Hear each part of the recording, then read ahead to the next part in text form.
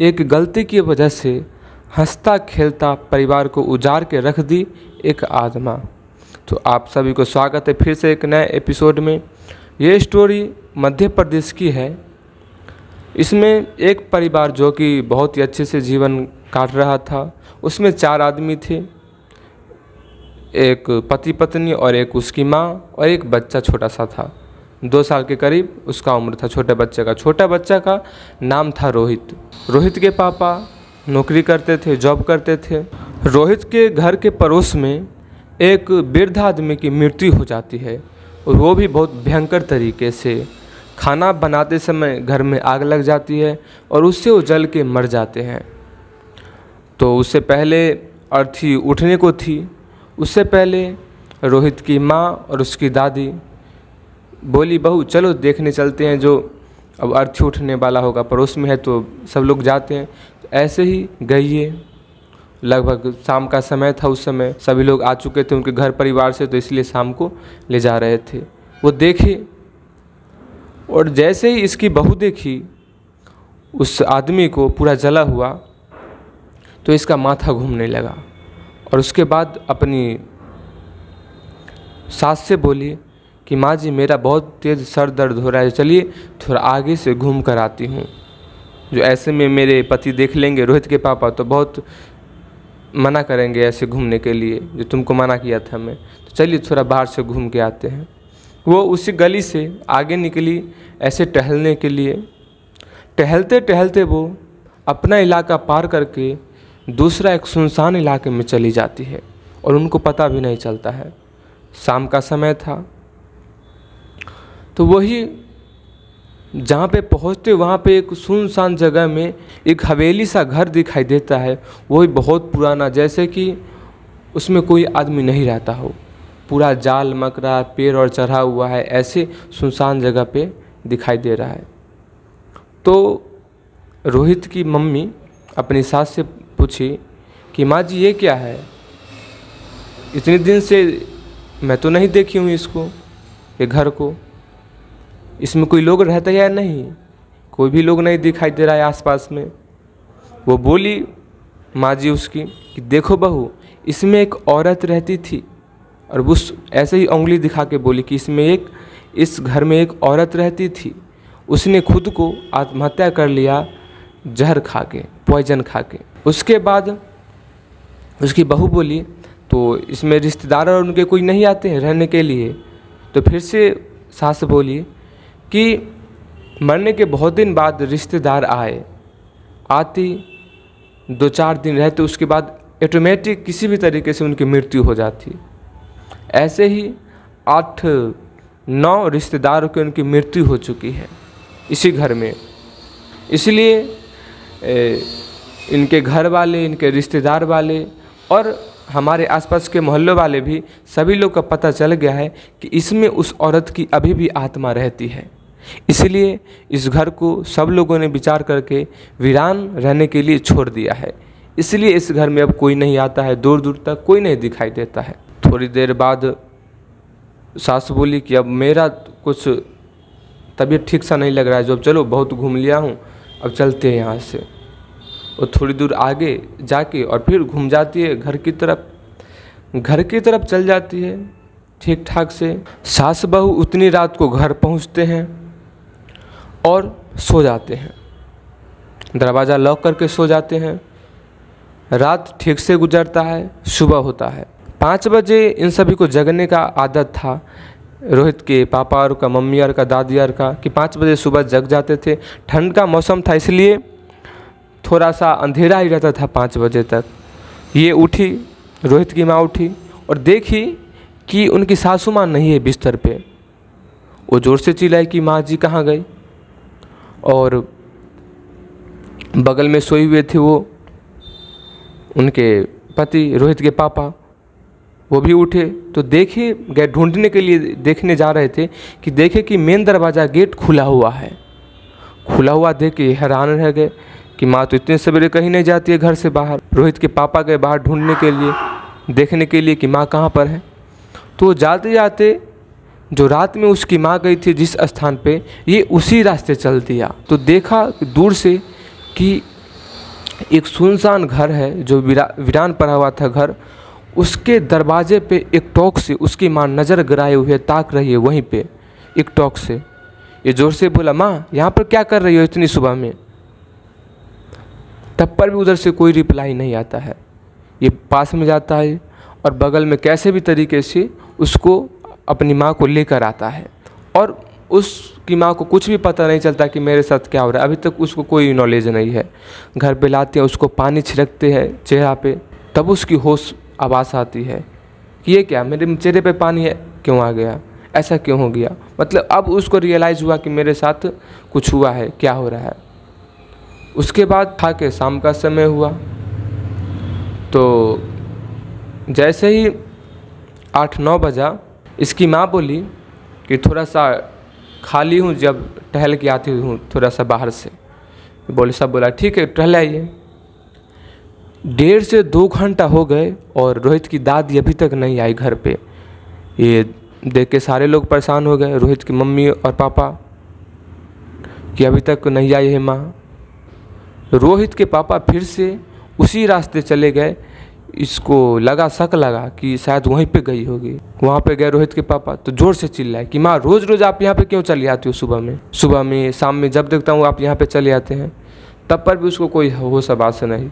अपनी माँ को घर पे लाया, पानी और छिड़का, फिर से होश आया, फिर पूछा तो फिर भी कुछ नहीं वो बताई। अब बोली कि मेरे साथ ही ऐसा क्यों हो रहा है, मुझको कुछ नहीं समझ में आ रहा है। ये बात से तो सब लोग परेशान थे कि ऐसा क्यों हो रहा है, और ये बात अभी इलाके आस पड़ोस के लोग को नहीं पता था। इसके माँ जी के कमरे में से बहुत ही तेज़ आवाज़ आती है कुछ गिरने की। तो रोहित की माँ जल्दी से उठ के आती है अपने कमरे में से और देखती है तो पाती है कि माँ जी अपने बेड पे से नीचे गिरी हुई है और यहाँ पे चोट लगा हुआ है, खून गिर रहा है। तो चिल्लाई ज़ोर से, बहुत ज़ोर से चिल्लाई। तो उसके पापा आए उठ के रोहित के, और देखी तो पूरा हाथ ठंडा पड़ा हुआ है, पूरा हाथ ठंडा पड़ा हुआ है। इसको कुछ समझ में नहीं आ रहा था कि क्या किया जाए, लेकिन जल्द से एम्बुलेंस को बुलाया गया। एम्बुलेंस पे लादा गया, ले गया हॉस्पिटल। लेकिन उससे पहले रास्ते में ही पता चला कि ये डेड हो चुकी है, मर चुकी है। उसको ठीक ठाक से अपनी माँ को वो रोहित के पापा देह संस्कार किए। रोहित के दादी का 13वां दिन पूरा कार्यक्रम ख़त्म हो गया था। तो सभी रिलेशन वाले जितने भी आए हुए थे वो अपने घर जा चुके थे। तो उसी रात की बात है, रोहित की मम्मी कहाँ पर है, बहुत देर से नहीं दिखाई दे रही है। ये उठे वहाँ से और खोजने लगे, ढूंढने लगे। तो देखे कि दरवाज़ा मेन गेट खुला हुआ है। तो ये बच्चा को अपने गोद में लिया और फिर देखने के लिए चले गए तो देखे कि ये भी उसी दरवाजे पे सुनसान जगह में था एक, जिस पे माँ को देखता था, अब अपनी पत्नी को वहाँ पे देख रहा है सर पटकते हुए दरवाजे पे। इसको तो कुछ दिमाग में काम नहीं किया कि क्या हो रहा है मेरे संग, लेकिन फिर से वैसे ही ज़ोर से बोला, यहाँ पर क्या कर रही हो, और किसी भी तरीके से लेके आया। ऐसा 2-3 दिन हुआ, 2-3 दिन ऐसा हुआ। तो एक दिन सुबह की बात है, जब रोहित के पापा जॉब पे जा चुके थे और ये खाना बना के बस आराम ही कर रही होती है कि बाहर से दरवाज़ा खटखटाने की आवाज़ आती है। ये जाती है दरवाज़ा खोलने के लिए, तो पाती है कि एक वृद्ध सी औरत सफ़ेद वस्त्र में, ऐसे पसीना से नहीं, जैसे बुझी कि नहा के आई हुई है।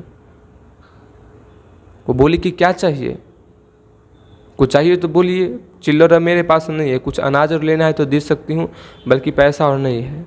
लेकिन रोहित की माँ की एकाएक नज़र उसके हाथ पे जाती है। तो हाथ पे देखती है कि नौ तो बड़ा बड़ा है ही, नाखून, पानी भी गिर रहा है, लेकिन संग संग उसका हाथ भी पिघल के गिर रहा है, जैसे कि हाथ ही ऐसे लंबा जा रहा हो नीचे की तरफ। ये देखकर बहुत ज़्यादा वो डर गई और डर के मारे दरवाज़ा ज़ोर से लगाने का प्रयास करी कि वो धक्का दे दी।